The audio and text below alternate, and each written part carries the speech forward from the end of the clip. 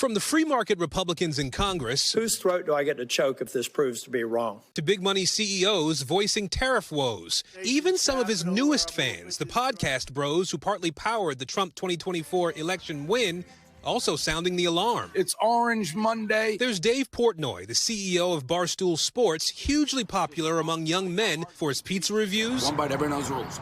And stock tips. At one point this week saying he lost something like $20 million, just minutes before Trump's turnaround on tariffs, going on CNN, clearly feeling out which way the political winds were blowing. He's playing an extremely high-risk game of poker, and if it turns out great, it'll be a great move and one of the great things that he's done. If not, I think the voters will speak at midterms. Then, after Trump's pause, celebrating. What did I say? I say Trump's not crazy. I say we vote for him. Give him some time. But Portnoy wasn't the only podcaster wavering on Trump. Take Joe Rogan. Yes, by night, all day. He went all in on candidate Trump, even as he promised tariffs back then. This country can become rich with the proper use of tariffs. Did you just float out the idea of getting rid of income taxes and replacing it with tariffs? Well, okay. Were you serious about that? Yeah, sure, but why not? Now voicing his displeasure over the trade war with some U.S. allies. But I just want America and Canada to get along. I think it's ridiculous. And Twitch streamers like Aiden Ross, who once gave the president a Cybertruck, wrapped with that famous picture of his assassination attempt, also revealing he was deep in the hole. How much you lost? Be honest. 8 figures. Even Ben Shapiro, the conservative firebrand co-founder of the Daily Wire, was openly slamming the president for his policies. Trade wars are, in fact, not good and not easy to win, particularly if you don't actually have a plan.